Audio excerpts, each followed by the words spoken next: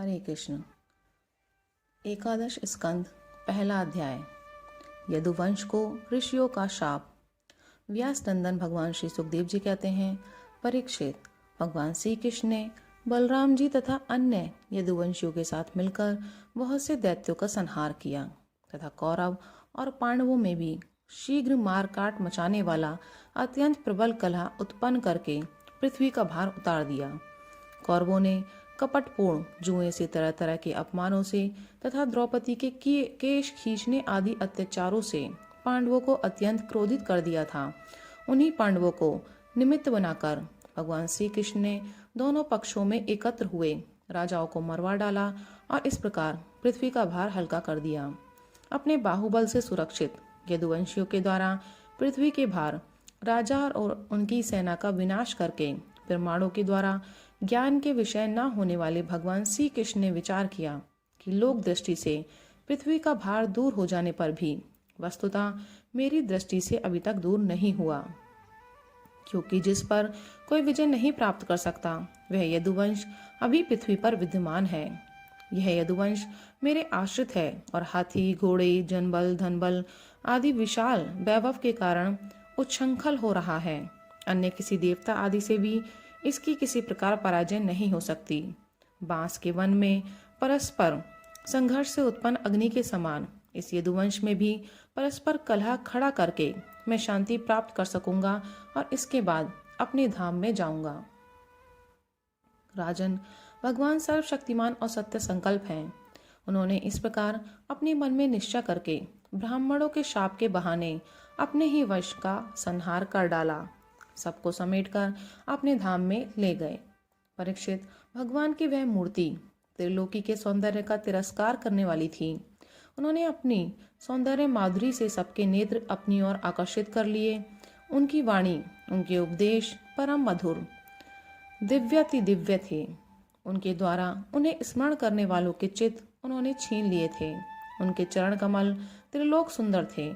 जिसने उनके एक चरण चिन्ह का भी दर्शन कर लिया उसकी बहिर्मुखता दूर भाग गई। वह कर्म प्रपंच से ऊपर उठकर उन्हीं की सेवा में लग गया।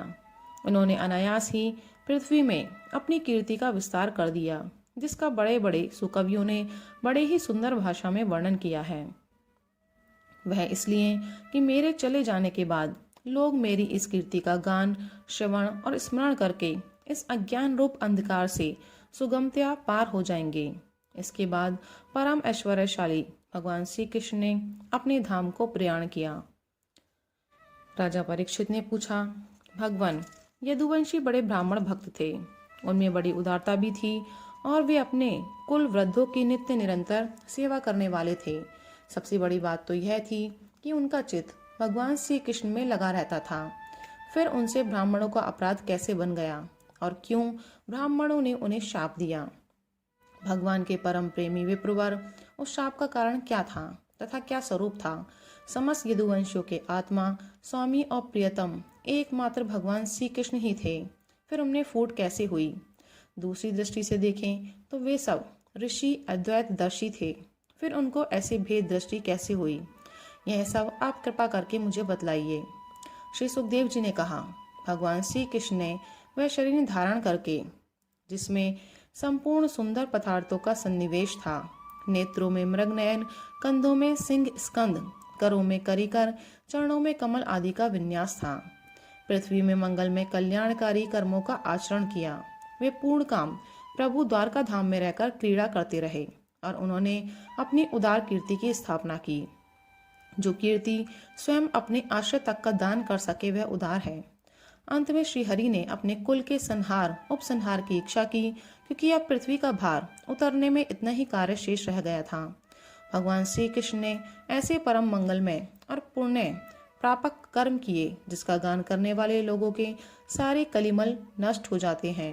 अब भगवान श्री कृष्ण महाराज उग्रसेन की राजधानी द्वारकापुर में वसुदेव जी के घर यादवों का संहार करने के लिए काल रूप से ही निवास कर रहे थे।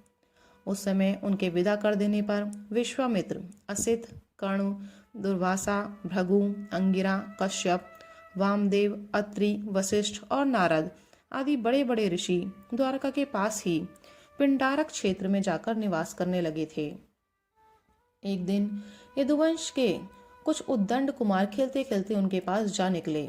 उन्होंने बनावटी नम्रता से उनके चरणों में प्रणाम करके प्रश्न किया। वे जामवती नंदन शाम को स्त्री के वेश में सजाकर ले गए और कहने लगे, ब्राह्मणों, यह कजरारी आंखों वाली सुंदरी गर्भवती है। यह आपसे एक बात पूछना चाहती है, परंतु स्वयं पूछने में सकुचाती है। आप लोगों का ज्ञान अमोघ अबाध है, आप सर्वज्ञ हैं। इसे पुत्र की बड़ी लालसा है और अब प्रसव का समय निकट आ गया है। आप लोग बताइए, ये कन्या जनेगी या पुत्र? परीक्षित, जब उन कुमारों ने इस प्रकार उन ऋषि मुनियों को धोखा देना चाहा, तब वे भगवत प्रेरणा से क्रोधित हो उठे। उन्होंने कहा, मूर्खों, यह एक ऐसा मूसल पैदा करेगी जो तुम्हारे कुल का नाश करने वाला होगा। मुनियों की यह बात सुनकर वे बालक बहुत ही डर गए। उन्होंने तुरंत सांब का पेट खोलकर देखा तो सचमुच उसमें एक लोहे का मूसल मिला। अब तो वे पछताने लगे और कहने लगे, हम बड़े अभागे हैं। देखो, हम लोगों ने ये क्या अनर्थ कर डाला। अब लोग हमें क्या कहेंगे। इस प्रकार वे बहुत ही घबरा गए तथा मूसल लेकर अपने निवास स्थान में गए। उस समय उनके चेहरे फीके पड़ गए थे, मुख कुमला गए थे। उन्होंने भरी सभा में सब यादवों के सामने ले जाकर वह मूसल रख दिया और राजा उग्रसेन से सारी घटना कह सुनाई। राजन, जब सब लोगों ने ब्राह्मणों के शाप की बात सुनी और अपनी आंखों से उस मूसल को देखा, तब सब के सब द्वारकावासी विस्मित और भयभीत हो गए, क्योंकि वे जानते थे कि ब्राह्मणों का शाप कभी झूठा नहीं होता। यदुराज उग्रसेन ने उस मूसल को चूरा चूरा करा डाला और उस चूरे तथा लोहे के बचे हुए छोटे टुकड़ों को समुद्र में फेंकवा दिया। इसके संबंध में उन्होंने भगवान श्री कृष्ण से कोई सलाह ना ली, ऐसी ही उनकी प्रेरणा थी। परीक्षित, उस लोहे के टुकड़े को एक मछली निगल गई और चूरा तरंगों के साथ बह बहकर समुद्र के किनारे आ गया। वह थोड़े दिनों में एरक बिना गांठ की एक घास के रूप में उग आया। मछली मारने वाले मछुओं ने समुद्र में दूसरी मछलियों के साथ उस मछली को भी पकड़ लिया। उसके पेट में जो लोहे का टुकड़ा था, उसको जरा नामक व्याध ने अपने बाण के नोक में लगा लिया। भगवान सब कुछ जानते थे, वे इस शाप को उलट भी सकते थे, फिर भी उन्होंने ऐसा करना उचित न समझा।